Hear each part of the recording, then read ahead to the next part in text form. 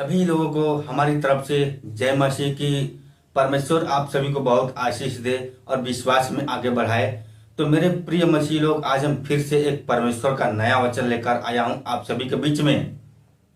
तो अगर आपका विश्वास परमेश्वर के ऊपर है, आप परमेश्वर को मानते हो, तो इस वचन को आप पूरे ध्यान से सुनिएगा, क्योंकि हम आपको आज के वचन में बताने वाले हैं कि क्या जीवित रहना ही मसीही है। परमेश्वर का वचन कह रहा है जीवित रहना मसीही है, यानी कि परमेश्वर का वचन कह रहा है आप जब तक जीवित रहो तब तक अपना जीवन परमेश्वर के नाम पे कर दो, क्योंकि तुम्हें बनाने वाला यहोवा परमेश्वर ही है। अपनी चिंताएं, अपना काम, अपना सब कुछ यहोवा परमेश्वर के ऊपर छोड़ दो। तो आइए हम आपको वचन के द्वारा बताने जा रहे हैं कि क्या जीवित रहना मसीही है। तो पूरे ध्यान से आप इस वचन को सुनेंगे, तभी आप समझ पाएंगे कि परमेश्वर का वचन क्या कह रहा है। ये वचन है फिलिपियों में ये वचन है। तो ये वचन मसीह लोगों को क्या संदेश देता है, आज पता चलेगा कि किसके अंदर कितना ताकत है, परमेश्वर को कौन कितना विश्वास कर रहा है। ये वचन द्वारा आपको पता चलेगा।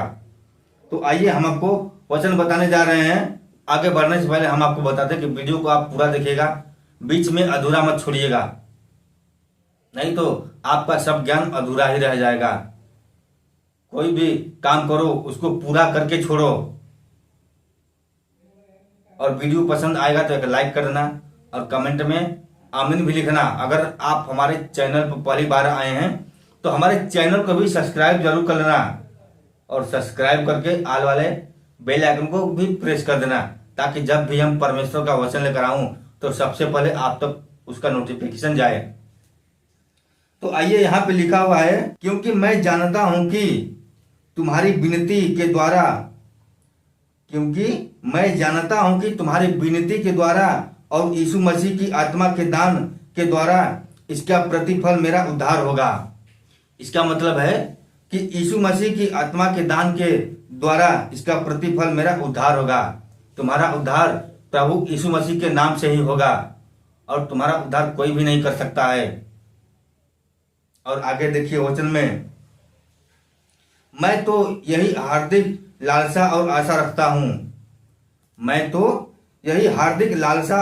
रखता हूं कि मैं किसी बात में लज्जित न हूं। आपको परमेश्वर से लालसा रखनी है, विश्वास करनी है कि तुम लज्जित ना हो। परमेश्वर में आकर भी तुम्हें कोई लज्जित ना कर सके, तुम्हारी कोई हंसी मजाक ना उड़ा सके। परमेश्वर में इतना अपना मजबूत विश्वास बना लो कि तुम किसी की नजर में ना गिरो। किसी की नजर में गिरना है तो तुम परमेश्वर की नजर में गिरो। अपने पापों को, अपने अपराधों को क्षमा मांगो। परमेश्वर तुम्हारे अपराधों को, तुम्हारे पापों को क्षमा कर देगा, लेकिन तुम्हें लज्जित नहीं होने देगा परमेश्वर। अगर आपका विश्वास बना रहेगा तब तुम्हें लज्जित कभी भी नहीं होने देगा, ये याद रखना। परमेश्वर के वचन में इतनी बड़ी अनुग्रह है, इतनी बड़ी शक्ति है कि उसको कोई भी नहीं टाल सकता है। क्योंकि ये संसार के लोग तुम्हें लज्जित करना चाहेंगे, तुम्हारी हंसी मजाक उड़ाना चाहेंगे, लेकिन तुम उसके ऊपर ध्यान मत देना। तुम ध्यान देना तो यहोवा परमेश्वर के ऊपर ध्यान देना। तुम्हें कभी भी लज्जित नहीं होने देगा यहोवा परमेश्वर। और आगे देखिए वचन में, पर जैसे मेरे प्रबल साहस के कारण मसीह की बड़ाई मेरी देह के द्वारा सदा होती रही है, वैसे ही अब भी हो, चाहे मैं जीवित रहूं या मर जाऊं, क्योंकि मेरे लिए जीवित रहना मसीही है। तो क्या आप जीवित रहकर परमेश्वर के भवन में रहना चाहते हैं?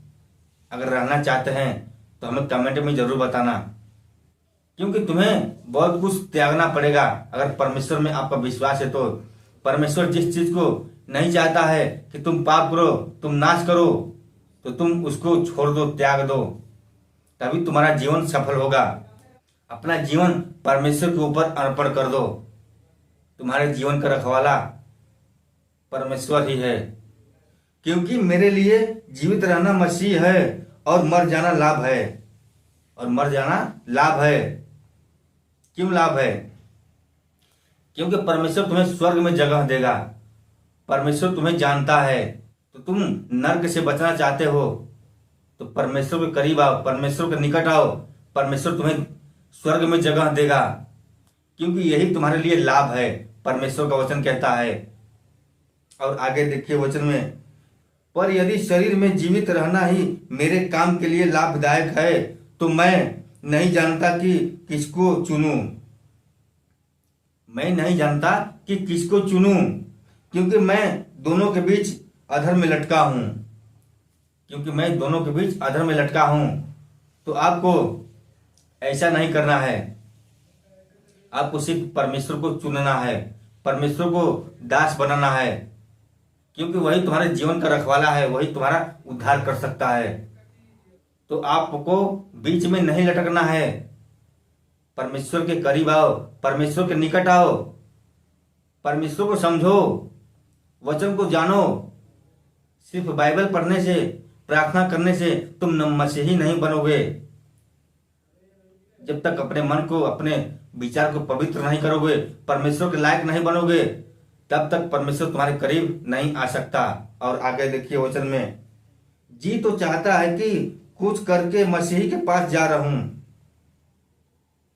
जी तो करता है कि कुछ करके मसीह के पास जा रहूं, क्योंकि यह बहुत ही अच्छा है। परंतु शरीर में रहना तुम्हारे कारण और भी आवश्यक है। परंतु शरीर में रहना तुम्हारे कारण और भी आवश्यक है, इसलिए कि मुझे इसका भरोसा है, अतः मैं जानता हूं कि मैं जीवित रहूंगा। इसलिए तुमको भरोसा रखना है परमेश्वर के ऊपर कि तुम जीवित रहोगे। परमेश्वर के रहते हुए तुम्हें कोई भी नहीं छू सकता है, कोई भी बुरी आत्मा, कोई शैतान तुम्हें छू नहीं सकता है, क्योंकि मौत परमेश्वर से डरती है। परमेश्वर ने मौत को हरा दिया है। तो तुम्हें इस बात पर गर्व होना चाहिए कि परमेश्वर तुम्हारे साथ है। वरन तुम सबके साथ रहूंगा, जिससे तुम विश्वास में दृढ़ होते जाओ और उसमें आनंदित रहो। परमेश्वर में आकर तुम आनंदित रहो, तुम्हें दुखी कभी भी नहीं होने देगा। और जो घमंड तुम मेरे विषय में करते हो, वह मेरे फिर तुम्हारे पास आने से मसीह यीशु में अधिक बढ़ जाए। केवल इतना करो कि तुम्हारा चाल चलन मसीह के सुसमाचार के योग्य हो। केवल तुम इतना करो कि तुम्हारा चाल चलन मसीह के योग्य के बराबर हो। उसके ऊपर तुमको नहीं जाना है, तुमको घमंड नहीं करना है अपने ऊपर। घमंड करो इस पर कि परमेश्वर तुम्हें जानता है। और आगे देखिए, सुसमाचार के योग्य बनो, एक दूसरे को सुसमाचार सुनाओ, परमेश्वर की महिमा करो, परमेश्वर के लिए प्रार्थना करो। केवल इतना करो कि तुम्हारा चाल चलन मसीह के सुसमाचार के योग्य हो, कि चाहे मैं आकर तुम्हें देखूं चाहे न भी जाऊं, चाहे मैं आकर तुम्हें देखूं चाहे न भी आऊं, तुम्हारे विषय में यही सुनूं कि तुम एक ही आत्मा में स्थिर हो। परमेश्वर चाहे तुम्हें देखे या ना देखे, परंतु वो जाने कि तुम मसीही में हो, तुम्हारा विश्वास परमेश्वर के ऊपर हो और तुम्हारा आत्मा एक जगह स्थिर हो। इधर उधर नहीं भटकाना है अपने आत्मा को, अपने मन को, अपने विचार को परमेश्वर में लगाओ, तभी तुम एक मसीही परिवार कहलाओगे। और एक चित्त होकर सुसमाचार के विश्वास के लिए परिश्रम करते रहो। तुम चित्त होकर सुसमाचार के विश्वास के लिए परिश्रम करते रहो। तुम अपना परिश्रम करते रहो सुसमाचार सुनाने के लिए, यही तुम्हारे लिए अच्छा है। और किसी बात में विरोधियों से भय नहीं खाते, यह उनके लिए विनाश का स्पष्ट चिन्ह है। यह उनके लिए विनाश का स्पष्ट चिन्ह है, परंतु तुम्हारे लिए उद्धार का, और यह परमेश्वर की ओर से है। तुम्हारे लिए उद्धार का परमेश्वर की ओर से है। मैंने आपको बताया कि तुम्हारा उद्धार यहोवा परमेश्वर ही कर सकता है।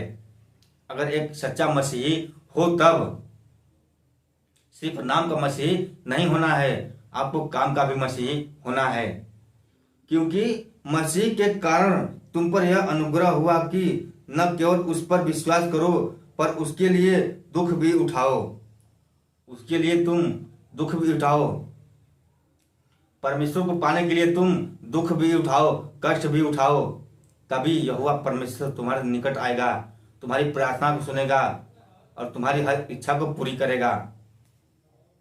और तुम्हें वैसा ही परिश्रम करना है जैसा तुमने मुझे करते देखा है, और तुम्हें वैसा ही परिश्रम करना है जैसा यीशु मसीह ने परिश्रम किया है हम सभी का जीवन बचाने के लिए। क्योंकि पाप को खत्म करने के लिए प्रभु यीशु मसीह ने क्रूस पे चढ़ गया। क्योंकि प्रभु यीशु मसीह ने कितने दुख उठाए, कितने कष्ट उठाए हम सभी के लिए, तो उसी तरह तुमको भी दुख उठाना है, कष्ट उठाना है, तभी परमेश्वर तुम्हारे करीब आएगा। और अब भी सुनते हो कि मैं वैसा ही करता हूँ, तो वैसे ही तुमको भी करना है, जैसे यहोवा परमेश्वर करता है, जैसे यीशु मसीह करता है। तो आपको प्रभु यीशु मसीह के नाम से प्रार्थना करनी है, विश्वास अपना बना कर रखना है। आप एक सच्ची मसीह हो तो आपको इधर उधर नहीं भटकना है। अपना जीवन, अपना सब कुछ यहोवा परमेश्वर के ऊपर छोड़ दो। तुम्हें टेंशन लेने की जरूरत नहीं है, क्योंकि वो हमारे साथ है। तुम्हें किसी से डरना नहीं है, क्योंकि परमेश्वर को वचन कहता है तू मत डर, मैं तेरे साथ हूं। तो चलिए बस आज के लिए इतना ही। अगर ये वचन परमेश्वर का आपको अच्छा लगा हो तो वीडियो को लाइक जरूर करना, और इस वीडियो को शेयर भी करना अपने मसीह लोगों को जिनको नहीं पता है।